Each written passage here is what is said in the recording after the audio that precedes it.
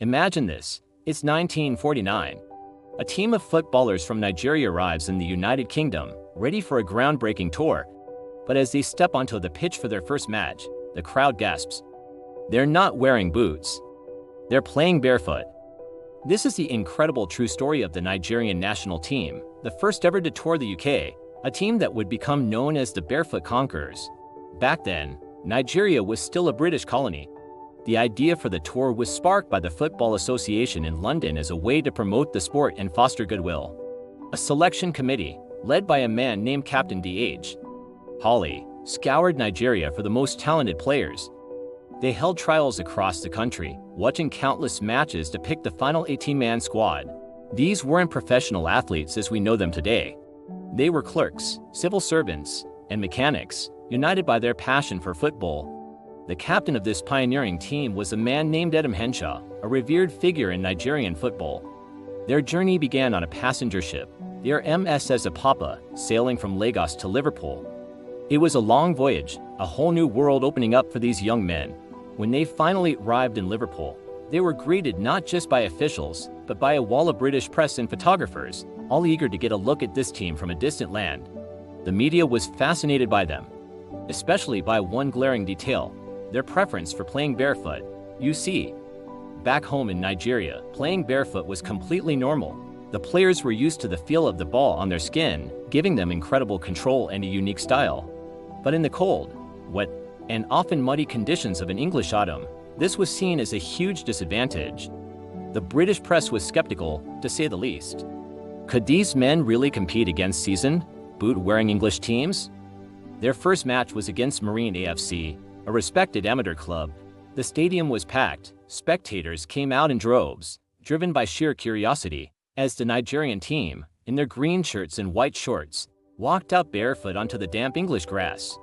The atmosphere was electric. The local team wore their standard studded boots. The contrast couldn't have been starker. From the first whistle, however, it was clear this was no novelty act. The Nigerians played a style of football the English crowd had never seen before. It was fast, fluid, and full of flair. Their close control, honed by years of playing without boots, was mesmerizing. They passed the ball with incredible accuracy and speed. One player, Teslin Thunder Balogun, was a force of nature. His powerful shots became legendary on the tour. Another, Dokubo Dr. Dyke, was a master dribbler, weaving through defenses with ease. The crowd was captivated. The Barefoot team wasn't just competing, they were dominating. They won that first game 5-2. The Barefoot Conquerors had arrived.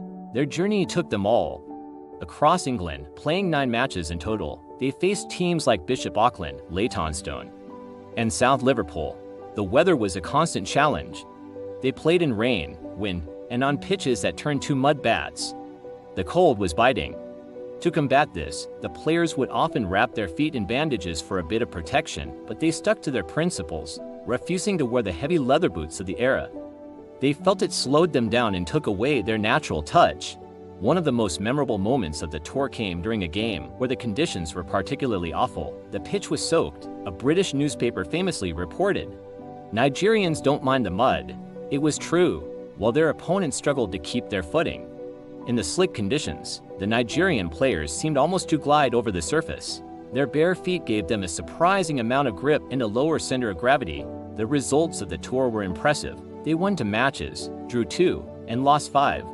But the numbers don't tell the whole story. In every single game, they played with a joy and freedom that won the hearts of the British public. They scored incredible goals, showcased dazzling skills, and always played with a smile. They weren't just footballers, they were ambassadors. They shattered stereotypes and earned immense respect wherever they went. The players became celebrities. Fans would wait after games just to get a glimpse of them. Teslin Balogun, with his thunderous shooting, became a household name. He was so impressive that he was later signed by Peterborough United, becoming one of the first Nigerian players to sign a professional contract in England. His success paved the way for generations of African footballers to come. But the tour was about more than just football. It was a significant cultural moment. For the British public, it was an eye-opening introduction to the talent and spirit of Nigeria. It challenged the colonial mindset and showed that skill and passion knew no borders. For Nigeria, the tour was a source of immense national pride. Back home, people followed their progress avidly through newspapers and radio broadcasts. The team's success on such a big stage was a powerful symbol for a nation that was on the path to independence, which it would achieve just over a decade later. The legacy of the 1949 tour is immeasurable. These 18 men, who traveled thousands of miles to play in a foreign land without the proper equipment, became legends. They proved that what matters most in football isn't what you wear on your feet, but the skill in your heart and the fire in your soul. They were pioneers, trailblazers who opened the door for African football on the world stage. When they returned to Nigeria, they were welcomed as heroes. The Barefoot Conquerors had not just played football, they had made history. Their story is a powerful reminder of courage, resilience, and the unifying power of sport. It is a tale of how a group of barefoot dreamers from West Africa captured the imagination of a nation and left a footprint on the beautiful game that will never be forgotten. Thanks for watching. If you enjoyed this story, please hit that like button, subscribe for more incredible tales from football history, and let us know in the comments what you found most inspiring about the Barefoot Conquerors. See you in the next one.